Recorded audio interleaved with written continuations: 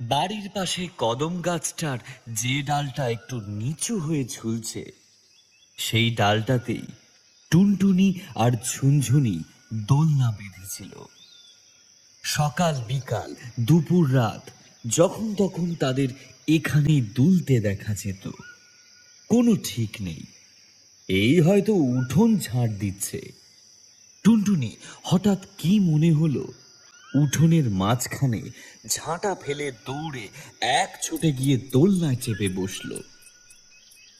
টুনটুনির মা বিনোদিনী স্নান করে কলসি কাঁধে জল নিয়ে এসে ঝাঁটা মেরে হুলস্থুলু বাঁধিয়ে দিত। মেয়েগুলোর মরণও হয় না গো, একবারে হাড় মাস একেবারে জ্বালিয়ে খেলো। একবার নিয়ে এলাম, এখন আবার আমার পুকুরে পাঠাবে। এমন মেয়েগুলোর মরণ কেন হয় না কে জানে।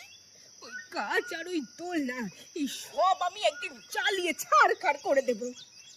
আবার কখনো হয়তো দেখা গেল ঝুনঝুনি মাছের ঝোল দিয়ে ভাত খাচ্ছে। বিনোদিনী কি একটা কাজে হয়তো হেসে লেগেছিল, এসে দেখে মেয়ে নেই। আবার ঝনঝন করে ওঠে বিনোদিনী। ও মা গো, কি কাণ্ড গো! থালার ভাত ফেলে মেয়ে আমার দোলনায় দুলতে চলে এলো। এমন কাণ্ড কেউ দেখেছে কোনোদিন? মা লক্ষ্মী না, এমন অবহেলা দমে সইবে না গো, দমে সইবে না।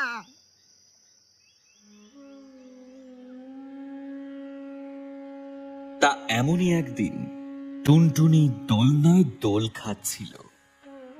বিনোদিনী তার দুটো কলা বিনুনি ধরে টানতে টানতে এনে একখানা ডুরে পাড় লাল শাড়ি পরিয়ে বসিয়ে দিল হলধর হালদারের সামনে। ওপাড়ার নগিন্নির দেওর হলধর দাসের নাম ডাক ভালুই।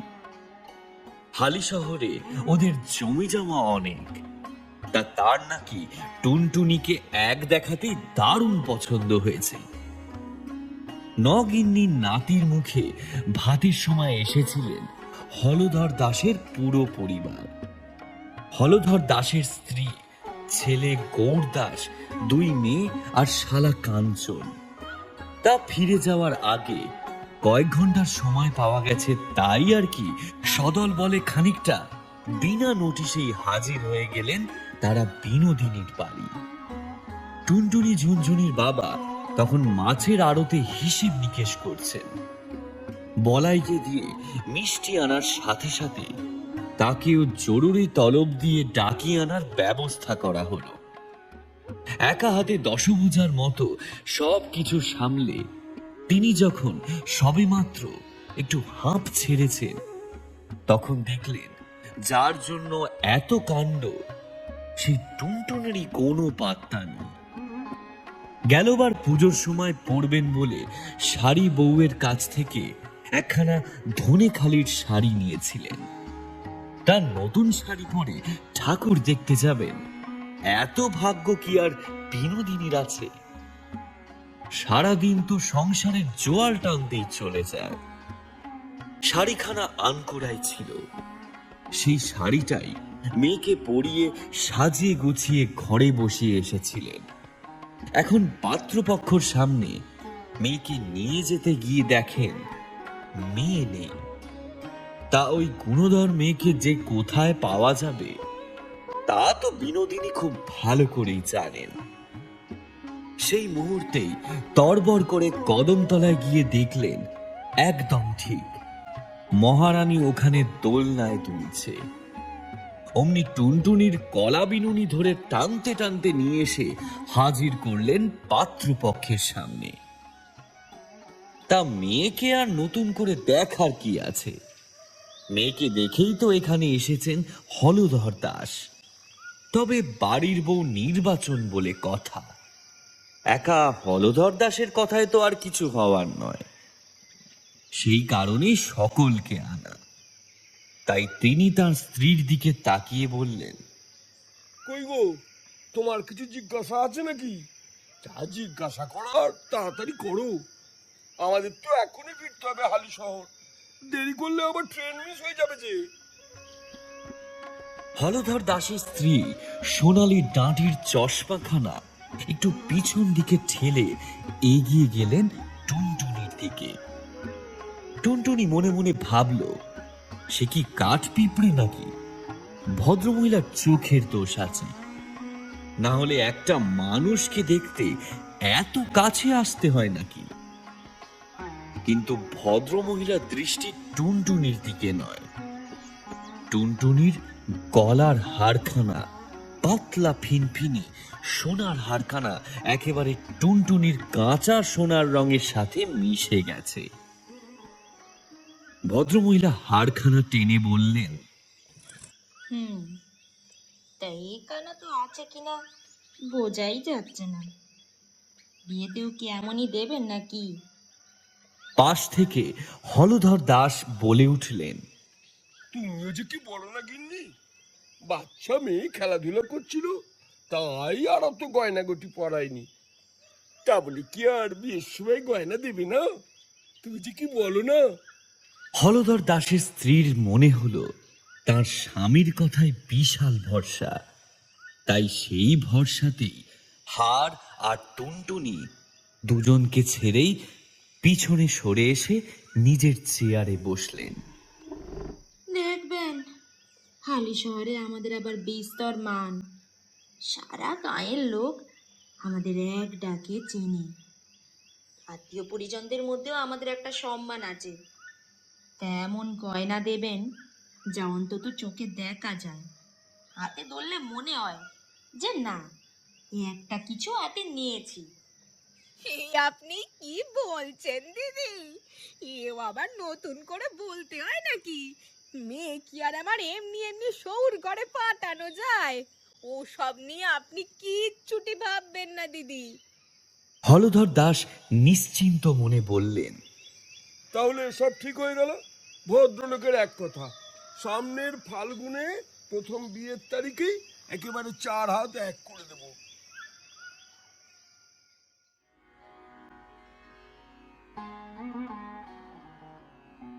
যাক, তাহলে সব শান্তি মতোই হলো।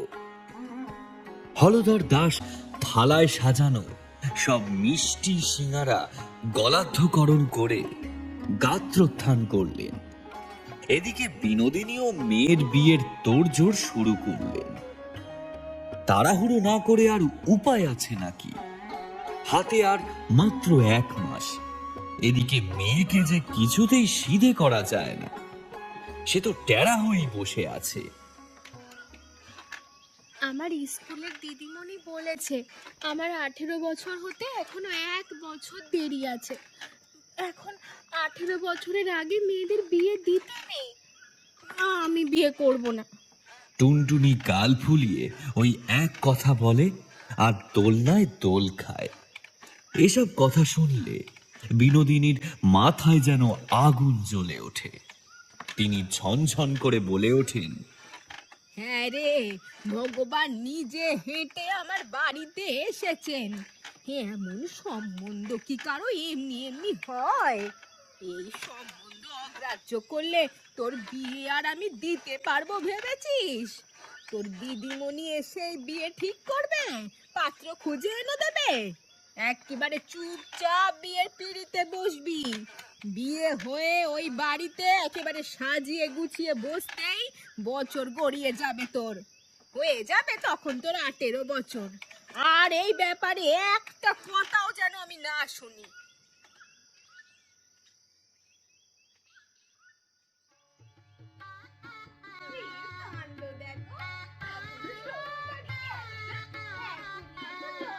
একটা মাস দেখতে দেখতে কেটে গেল। মেয়ের বিয়ে দেওয়া কি আর 4টিখানি কথা? কত কিছুই না ভাবনা ছিল, সব কি আর পূরণ করা যায়? তাও যতটা সম্ভব সাজিয়ে গুছিয়ে বিয়ের ব্যবস্থা করলেন বিনোদিনী। বিয়ের দিনেও সেই এক অবস্থা। বারবার বিনোদিনী মেয়েকে সাজিয়ে গুছিয়ে ঘরে রাখে, আর সে হঠাৎ উধাও হয়ে যায়। আবার বিনোদিনী তাকে টানতে টানতে নিয়ে আসেন ওই কদমতলার দোলনা থেকে। যাই হোক, শেষ পর্যন্ত টুনটুনির বিয়ে হয়ে গেল।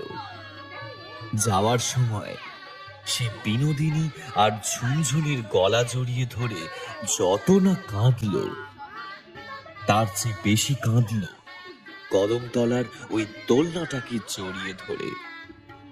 বিনোদিনী জামাইয়ের হাত ধরে কাঁদতে কাঁদতে বললেন, বাবা জীবন, এ মেয়েটা আমার বড় বাচ্চা, একটু দেখো, যদি পারো তোমাদের বাড়িতে একখানা দোলনা বানিয়ে দিও ওর জন্যে।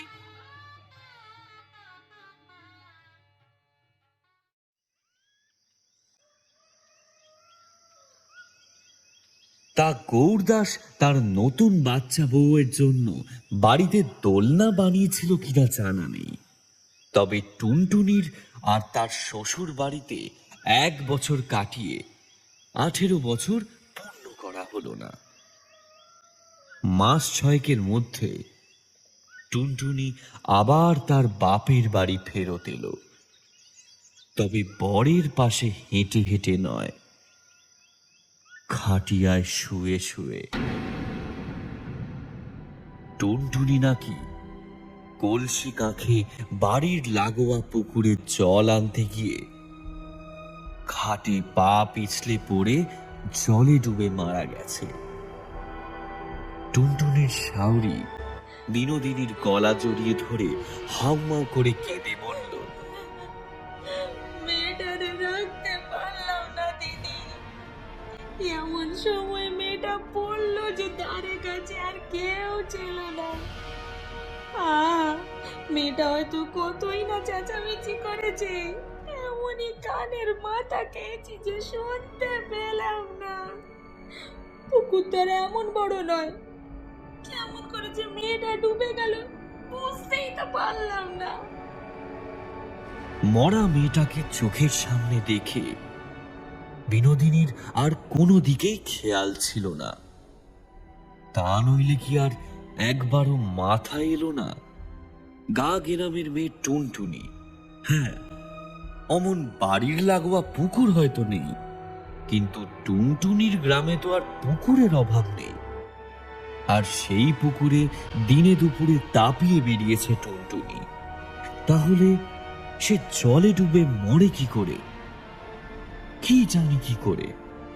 আর যে যাওয়ার সে তো গেছে, তাকে নিয়ে ভেবে আর কি লাভ?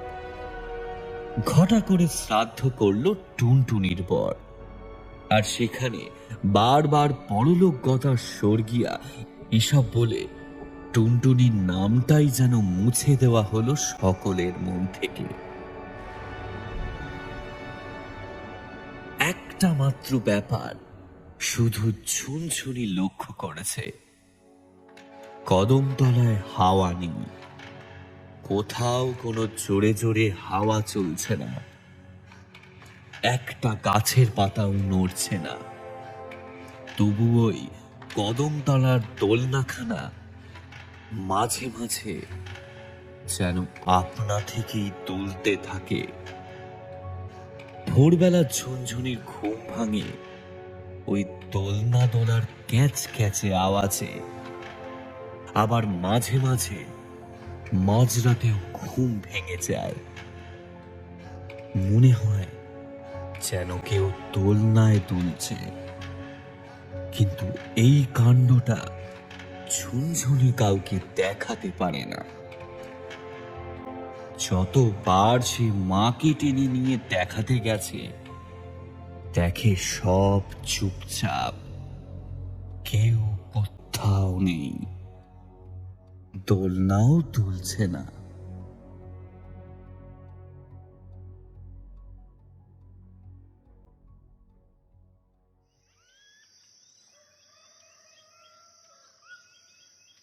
দেখতে দেখতে একটা বছর কেটে গেল। টুনটুনির বাৎসরিকও শেষ হলো। সেখানেই হলধর দাস ঝুনঝুনির মাথায় হাত রেখে বিনোদিনীকে বললেন, বিয়ন, যে গেছে সে তো গেছে, আমি আপনি যতই চোখের জল ফেলি সে তো আর ফিরে আসবে না। তার চেয়ে আপনার এই ছোট মেয়েটাকেই আমাকে দিয়ে দেন। আমার জোয়ান ছেলেটা বিয়ের 1 বছরের মধ্যে বউটা মরে গেল, ওকে তো আর বেশি দিন এভাবে ফেলে রাখতে পারি না। এমনিতেই শোকে বেচারা পাথর হয়ে গেছে। বিশ্বাস করুন, ওর মুখের দিকে তাকাতে পারি না। একটা বছর অপেক্ষা করেছি, এরপর তো ওর বিয়ে আমাকে দিতেই হবে। তা আপনি যদি চান তাহলে আর ওই আমাদের বেআই বেয়ানের সম্পর্কটাকে আর ভাঙি না, এটা যেমন ছিল তেমনই থাকুক। আপনি রাজি থাকলে ঝুনঝুনিকে আমার ছেলের বউ করে নিয়ে আসি। বিনোদিনী বিগলিত হয়ে বললেন, আপনি যা ভালো বোঝেন তাই করুন, আমার কোনো আপত্তি নেই। আমার মেয়েটা যে আপনাদের চরণে একটু ঠাঁই পাবে, আমি এতেই খুশি। নাও, তোমার ছেলের বউ ঠিক করে ফেললাম, দেখো পছন্দ হয়েছে কিনা। হলধর দাসের স্ত্রী আবার সোনালি ডাঁটির চশমাটা চোখের দিকে ঠেলে বললেন, তা বেয়ান, আপনার ছোট মেয়েকে আবার তার দিদির গয়না পরিয়ে পাঠাবেন না যেন। ওগুলো আমার কাছে সেন্দকেই তোলা থাকবে। অবশ্য ওসব আপনার মেয়েরই তো হবে পরে। আমি তো আর গয়না নিয়ে স্বর্গে যাব না। তবে কি বলুন তো বেয়ান, এই হালি শহরে আমাদের একটা মান ইজ্জত আছে। আর মেয়েদের চোখ, আপনারে আর কি বলবো, একবার দেখেই বলে দেবে যে পুরনো গয়না চালান করেছেন।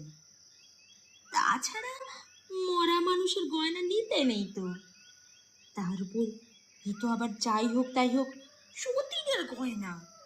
হলধর তার স্ত্রীকে আলতো টোকা দিয়ে বললেন, তুমিও না কি যে বলো, উনি মা, উনি নিজের মেয়ে ভালো বুঝবেন না। দেখবি আগের বারের চেয়েও আরো ভালো করে মেয়েকে সাজিয়ে গুছিয়ে পাঠাবেন।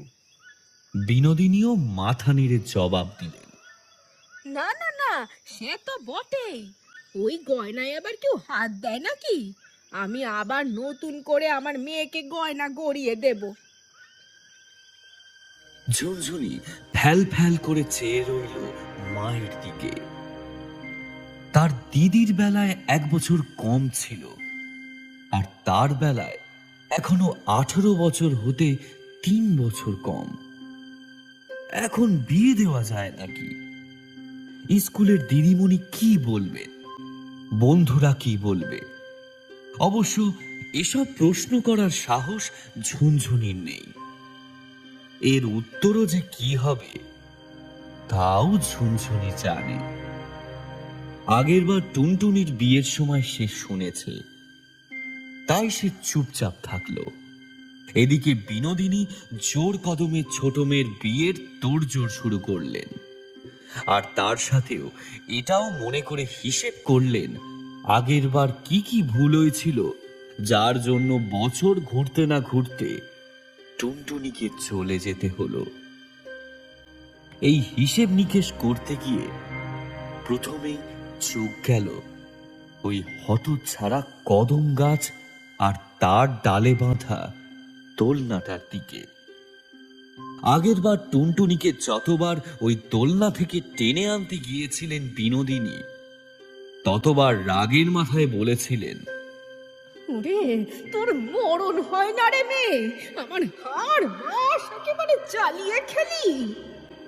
লোকে বলে যা হয় না কপালে গুণে, তাই হয় ক্ষণের গুণে।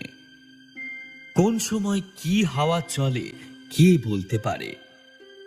রাগের মাথায় বলা বিনোদিনীর কথাগুলোই হয়তো লেগে গেছে। আজ বিনোদিনী ঠিকই করে নিলেন ওই দোলনা আর গাছ তিনি কেটে সাফ করে দেবেন। এতদিন তিনি শুধু মুখেই গাছ কাটার কথা বলেছেন, কিন্তু মেয়েদের মুখের দিকে তাকিয়ে আর তা করে উঠতে পারেননি। কিন্তু আজ মনে হচ্ছে মেয়ের মঙ্গলের জন্যই ওই গাছ আর দোলনা কাটা উচিত। একটা তো গেছে, কিন্তু যেটা আছে তার উপর যাতে আর কোনো বিষ নজর না পড়ে, মুখ ফসকে কোনো অভিশাপ না বের হয়, সেটা তো দেখতে হবে।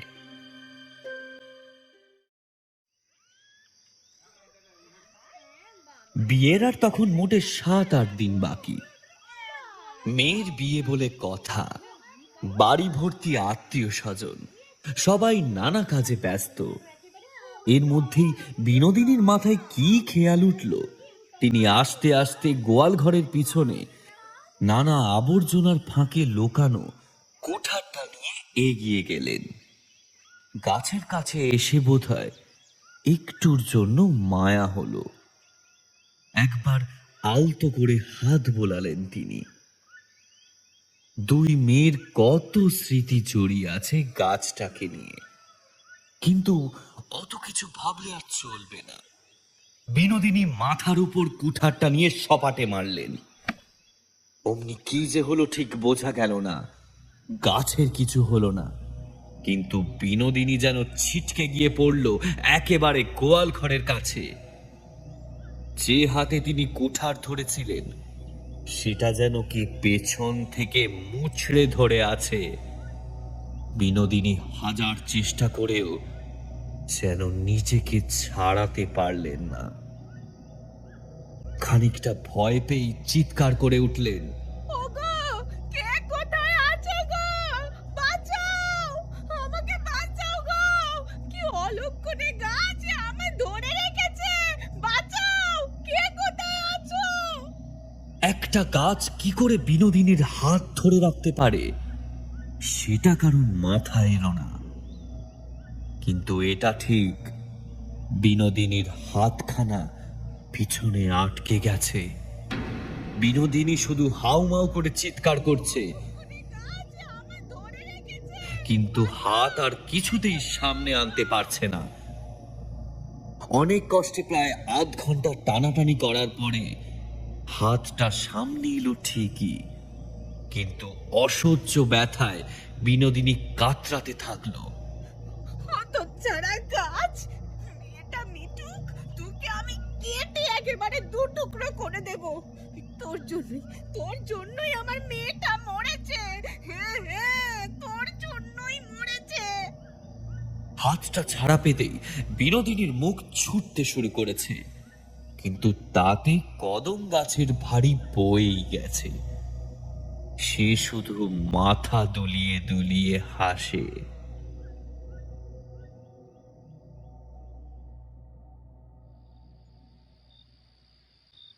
কিন্তু আসল ঘটনা শুরু হলো বিয়ের আগের দিন রাতে। বিয়ের দিন যত এগিয়ে আসছিল, ঝুনঝুনির তত যেন মন খারাপ বেড়ে যাচ্ছিল। বিয়ের আগের রাতে সবাই হাসি মশকরায় ব্যস্ত। ওদিকে বিনোদিনী বিছানায় পড়ে কাতরাচ্ছে, হাতের ব্যথা এখনো কমেনি। ঝুনঝুনি এদিকে চুপচাপ ঘরে বসেছিল। ওদিকে জানালার ফাঁক দিয়ে কদম গাছের দোলনাটা হালকাভাবে দেখা যাচ্ছিল। কি যেন মনে হলো ঝুনঝুনির। বেশ কিছুদিন হলো দোলনা চড়া হয়নি। মায়ের কড়া বারণ ছিল, দোলনার আশেপাশেও যাওয়া যাবে না। কিন্তু আজ তার দোলনা চড়তে ভীষণ ইচ্ছে করছে। কদম গাছের ডালে বাঁধা দোলনাটা যেন হাত বাড়িয়ে ডাকছে। আর তো শুধু আজকের রাতটা, তারপর তো আর বোধহয় দোলনাই চড়া হবে না।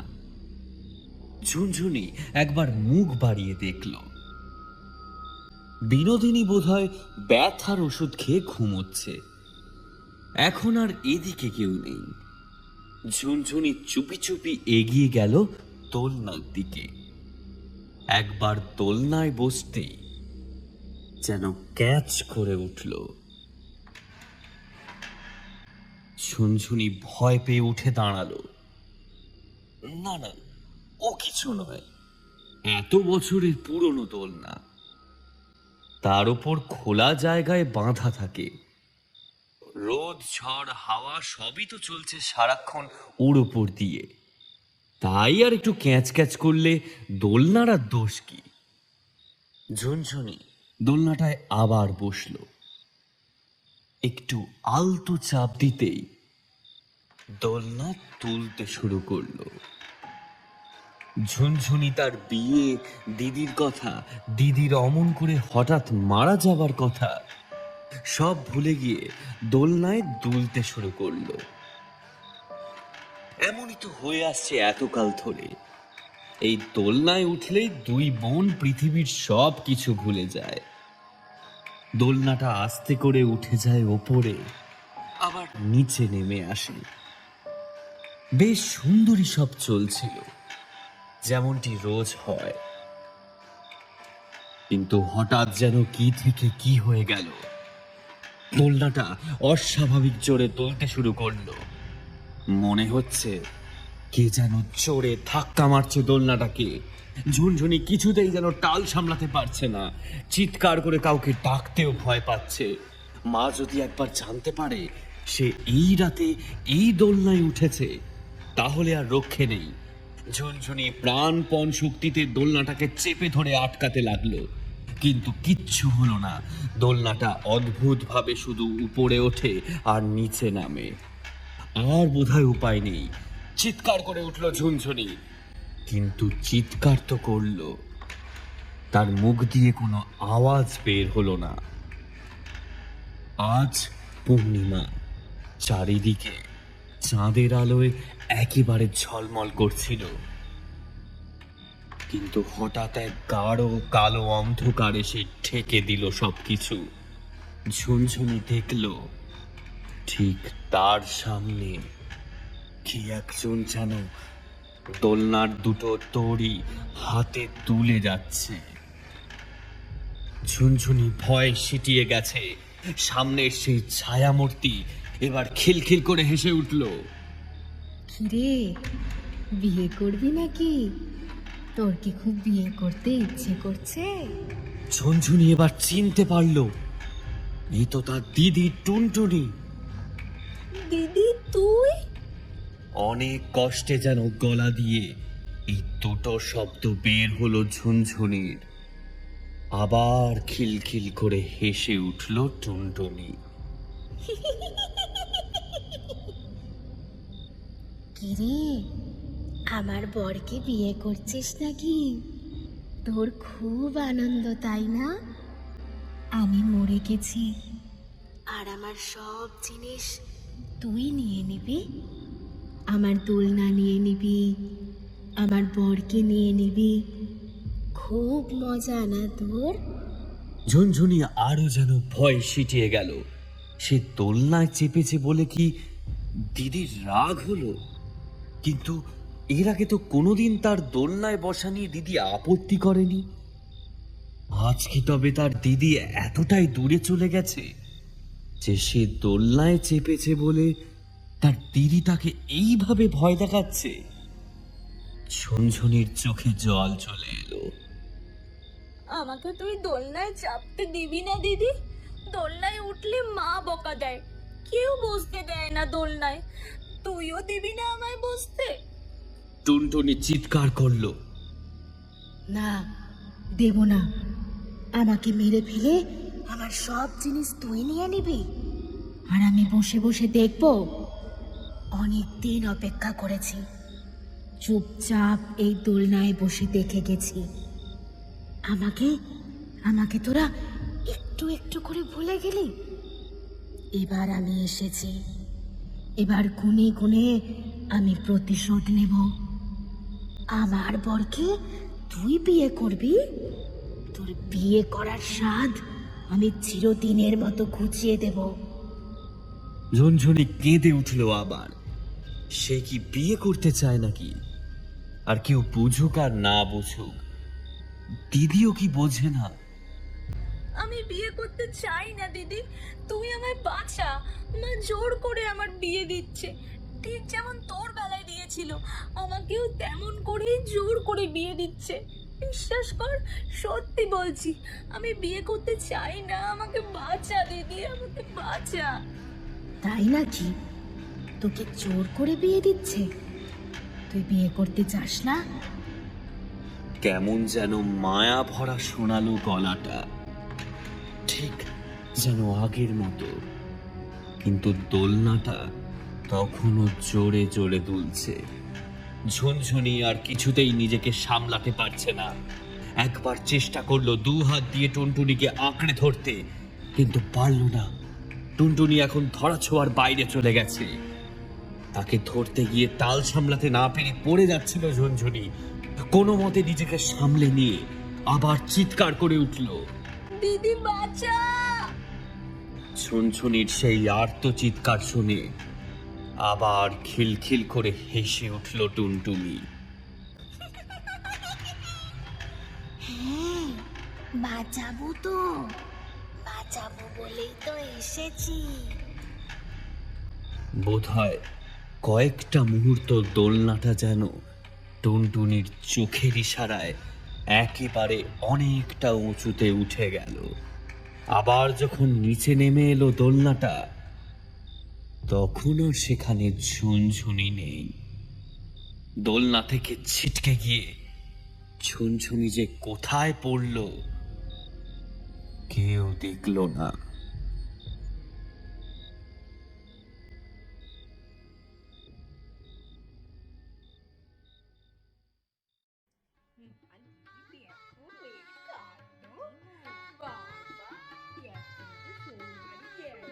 বিনোদিনী মেয়ের কাণ্ড দেখে হেসে গড়িয়ে পড়ল।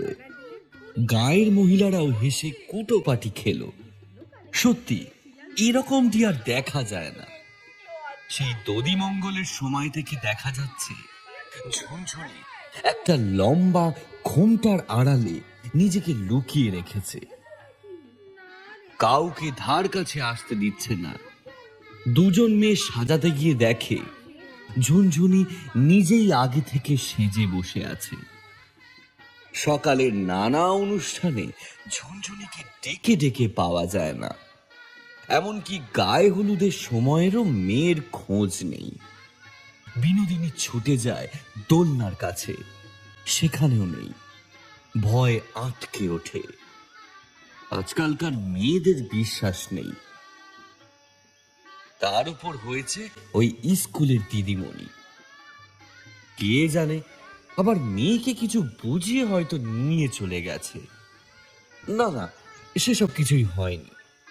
মেয়ে তার ঘরেই জুজু বুড়ির মতো বসে আছে। কিছুতেই গায়ে হলুদের অনুষ্ঠানে আসতে চাইছে না।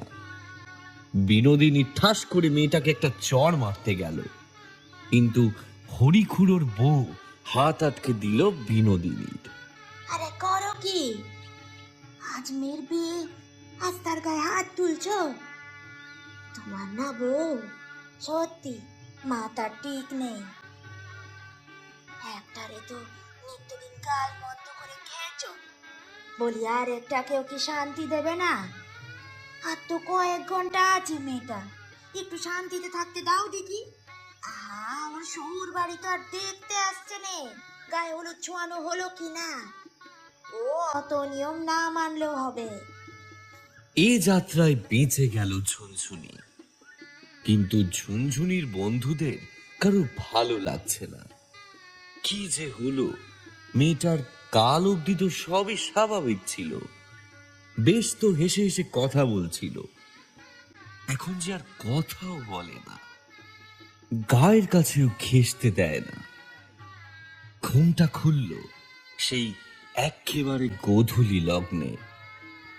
পিড়িতে বসিয়ে নিয়ে আসা হলো ঝুনঝুনিকে। বর দাঁড়িয়ে আছে, চারিদিকে চিৎকার চেঁচামেচি। তার মধ্যে 7 বার বরকে প্রদক্ষিণ করে এসে থামলো বরের সামনে ঝুনঝুনির পিড়ি। গৌড় আরো একবার নববধূর সাথে শুভদৃষ্টি করবে বলে আকুল হয়ে তাকিয়ে আছে, কিন্তু ঝুনঝুনি যে কিছুতেই মুখের সামনে থেকে পান পাতা সরাতে চায় না। এবার আর নিজেকে সামলাতে পারে না বিনোদিনী। বিবাহ মণ্ডপে চিৎকার করে ওঠে, আরে এই মুখ পুরি, কি হয়েছে বল দেখি? সেই সকাল থেকে দেখে আসছি এই ঘোমটা মাথায় ঘুরে বেড়াচ্ছিস, এখনো দেখি পান পাতা সরাচ্ছিস না। এত রুয়াব কিসের রে তোর? কি এমন চাঁদ পানা মুখ গো, যে তা নিয়ে তোমার এত গুমর? এত সাধ্য সাধনা করতে হবে একেবারে। বিনোদিনীর জামাই গৌড় সবেমাত্র বোধহয় ভাবতে শুরু করেছে যে শাশুড়ি মা একেবারে মনের কথাখানা বলেছে। এত মুখ ঢেকে রাখার কি আছে? অমনি কি হলো কে জানে, ঝুনঝুনির মুখ থেকে একটা বীভৎস খোনা গলা ভেসে এলো। কি করে মুখ দেখবে? আমার গলা টিপে মেরে পুকুরে যে ফেলে দিয়েছিলে। 5 ঘন্টা আমি জলের ভেতর থেকে আমার মুখটা তো ভুলে গেছে। কি ভয়ঙ্কর বীভৎস মুখটা! এই মুখ দেখালে যে সবাই ভয় পেয়ে যাবে। এসব কি বলছে ঝুনঝুনি? ভয়ে গৌড়ের মুখ সাদা হয়ে গেছে। হলধর দাস বরযাত্রীদের পাতে মাংসের বড় বড় পিস পড়ল কিনা তার তদারকি করছিলেন। এরকম গম গমে বীভৎস গলা কানে যেতে তিনি ছুটে এলেন। হ্যাঁ, এসব কি বলছে? বিয়ের করে কোনো বর হয়েছে নাকি? কি সর্বনাশ! এবে কি পাগল নাকি? বিনোদিনীর হাত আজ সকাল থেকে নিষ্পিস করছিল। পাড়ার মেয়েদের কথা শুনে থেমে গিয়েছিলেন, এখন তড়বড় করে উঠলেন, ঠাস করে মেয়ের গালে চড় মারলেন। কিন্তু সে হাত যেন ঝুনঝুনিকে ভেদ করে চলে গেল। ঝুনঝুনি নাগাল পেলেন না, খানিকটা অবাক হয়ে আর খানিকটা ভয় পেয়ে মেয়ের দিকে ফ্যাল ফ্যাল করে চেয়ে রইলেন। এবার খিলখিল করে হেসে উঠল ঝুনঝুনি। সে হাসি এমনই বীভৎস যে গা শিউরে ওঠে। গৌড় বরের পিড়ি থেকে লাফিয়ে পালিয়ে যেতে চাইল, কিন্তু কে যেন তার গলার মালাটা টেনে ধরে রেখেছে। গৌড় পালানোর চেষ্টা করতে শুধু 2-4টে রজনীগন্ধা ঝরে ঝরে পড়ে গেল। গৌড় এক পাও নড়তে পারল না। আবার ঝুনঝুনি খিলখিল করে হেসে উঠল।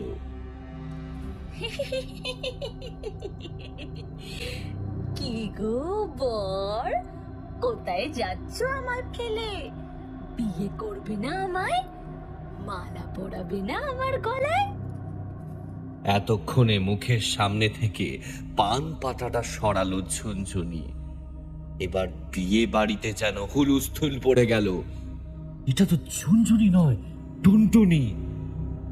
মুখটা বীভৎসভাবে ফুলে উঠেছে আর গলায় 2 হাতের 5 আঙুলের দাগ বসে আছে।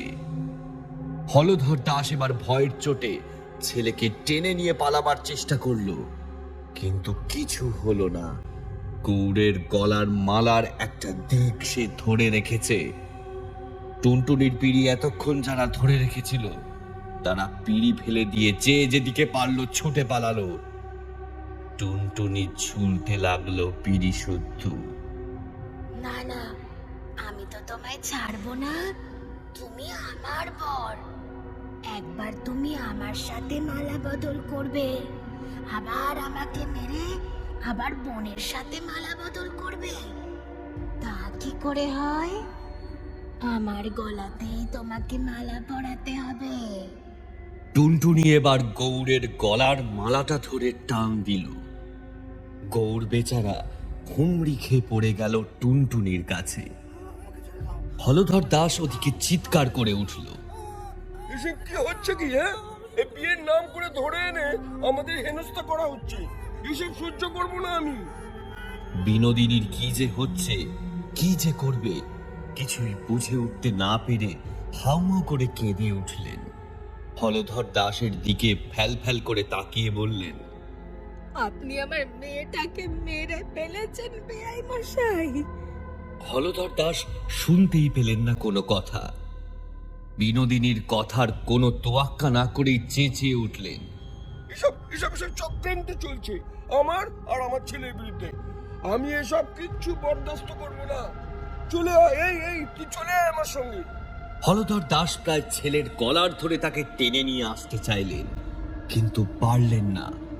তার আগেই টুনটুনি তার শ্বশুরকে একটা ধাক্কা মারল। হলধর দাস ছিটকে পড়ে গেলেন কয়েক হাত দূরে। টুনটুনি এবার এগিয়ে গেল গৌড়ের দিকে। গৌড় আবার পালানোর চেষ্টা করল, কিন্তু টুনটুনি এবার দু হাত দিয়ে গলাটা চেপে ধরল গৌড়ে। কিন্তু গৌড় হাত পা ছুড়ে বাঁচবার চেষ্টা করল, কিন্তু সে যত ছটপট করে টুনটুনি যেন তত চেপে ধরে গৌড়ের গলা। ঠিক এমন ভাবেই চেপে ধরেছিলে না আমার গলাটা? আমার মা যেটুকু সোনা দিয়েছিল, যেটুকু জিনিসপত্র সাজিয়ে দিয়েছিল, তাতে এর চেয়ে বেশি দিন তোমার সাথে ঘর করা চলে না, এ কথাই বলেছিল না তোমার মা? তাই আমার গলা টিপে মেরে আমাকে পুকুরে ফেলে রেখে গেলে, তারপর এখন আবার এসেছো আমার বোনকে বিয়ে করতে। তা দেখে না, আমার বোনকে আমার মা যতটুকু সোনা দিয়েছে, তাতে কতদিন তার সাথে সংসার করতে পারবে? আচ্ছা, সময় শেষ হয়ে গেলে আমার বোনটাকেও আমার মতো মেরে ফেলবে, তাই না? কিন্তু সেটা তো আমি হতে দিতে পারি না। তার আগে আমি তোমাকে শেষ করব। আমি আর কোনো মেয়ের জীবন তোমাকে শেষ করতে দেব না। সেটা হওয়ার আগে আমি তোমাকে শেষ করে দেব। গৌড় ছটফট করছে বাঁচার জন্য, মুখ দিয়ে আর কোনো শব্দ বেরোচ্ছে না। বিয়ে বাড়ি ফাঁকা হয়ে গেছে, গুটি কয়েক লোকজন দূরে দাঁড়িয়ে ভয় ভয়ে কাঁপছে। হ্যাজাকের আলোটার কি হয়েছে কে জানে, সেও যেন ভয়ে থরথর করে কাঁপছে। সেই কাঁপা কাঁপা আলোয় দেখা গেল আরো দুটো ছায়ামূর্তি যেন এগিয়ে আসছে। যাদের চোখে পড়ল তারা ভয়ে চিৎকার করে উঠল। তবে টুনটুনি একা নয়, আরো কেউ আসছে তার সাথে। না, একটু আলো পড়তে দেখা গেল এরা কোনো ছায়ামূর্তি নয়, ঝুনঝুনি আর তার দাদা ভাই। টুনটুনি তখনও চেপে ধরে আছে গৌড়ের গলা। গৌড়ের চোখ মুখ যেন ঠিকরে বেরিয়ে আসতে চাইছে, গলা দিয়ে আর কোনো শব্দ বেরোচ্ছে না। ওকে ছেড়ে দে দিদি, ওটা একটা বাজে লোক, ওকে মেরে তুই নিজেকে ছোট করিস না, ছেড়ে দে ওকে, ছেড়ে দে। এক মুহূর্তের জন্য টুনটুনি থেমে গেল। গৌড় কিছুটা মুহূর্তের জন্য বোধহয় হাঁ করে শ্বাস নিতে পারল। এই গলার স্বরটা যে টুনটুনির বড় প্রিয়, মায়ের চেয়েও প্রিয়। টুনটুনি ছেড়ে দিল গৌড়কে। গৌড়ের এখন আর নড়ার ক্ষমতা নেই, তবু একবার অনেক কষ্টে চোখ খুলে দেখল এখানে তার চেনা জানা কেউ নেই। বন্ধু বান্ধবরা অনেক আগে পালিয়ে গেছে, আত্মীয় স্বজনরাও কেউ নেই, এমনকি এখন আর বাবাকেও দেখা যাচ্ছে না। বেগতিক দেখে তিনিও যে কখন পালিয়েছেন কে জানে। টুনটুনির দিকে তাকিয়ে আবার ভয়ে চোখ বুঝল গৌড়। বিনোদিনী আবার হাউমাউ করে কেঁদে উঠল। ওগো, আমার মেয়েটাকে ওরা মেরে ফেলেছে গো, তোমরা কেউ ওকে ছাড়বে না, ওর মেয়েটাকে মেরে ফেলেছে। টুনটুনি একবার ওই দিকে তাকিয়ে মুখ ফিরিয়ে নিল, তারপর আস্তে আস্তে ঝুনঝুনির কাছে গিয়ে বলল, তুই খুব ভয় পেয়েছিলি না সেদিন? তোকে ওভাবে দোলনা থেকে ছুঁড়ে দিয়েছিলাম বলে? তা পেয়েছিলাম, তবে ছুঁড়ে তো দিসনি, নিজেই আবার আমাকে দৌড়ে নিয়ে দিদিমণির বাড়ি রেখে এসেছিলি। টুনটুনির মুখে যেন একটা হালকা হাসির আভাস দেখা গেল। ঠিক আগের মতো একটা মায়া ভরা গলায় বলল, এ বোন, আমাকে একটু দোলনায় চড়তে দিবি তো? হ্যাঁ রে দিদি, আমরা রোজ একসাথে দোলনায় চড়বো। টুনটুনি এবার খিলখিল করে হেসে উঠল। এই হাসিতে আনন্দ নেই, অনেকটা কান্না মিশে আছে। আস্তে আস্তে টুনটুনি যেন হাওয়ায় মিশে গেল। বিনোদিনী অনেক কান্নাকাটি করলো, চিৎকার চেঁচামেচি করলো, কিন্তু টুনটুনিকে আর দেখা গেল না। গৌর, হলধর দাস, তার স্ত্রী সকলের শাস্তি হলো। ঝুনঝুনি এখন রোজ স্কুলে যায়, আর ফাঁকা সময় পেলে যখন তখন দোলনায় দোল খায়। বিনোদিনী আর কিছু বলে না, তবে টুনটুনিকে আর কোথাও দেখা গেল না। শুধু দোলনায় দোল খেতে গেলে ঝুনঝুনি মাঝে মাঝে একটা মিষ্টি গন্ধ পায়, তার দিদির গন্ধ। আর মাঝে মাঝে একটা হালকা ক্যাচক্যাচে আওয়াজে তার ঘুম ভেঙে যায়। সে বুঝতে পারে তার দিদি এসেছে।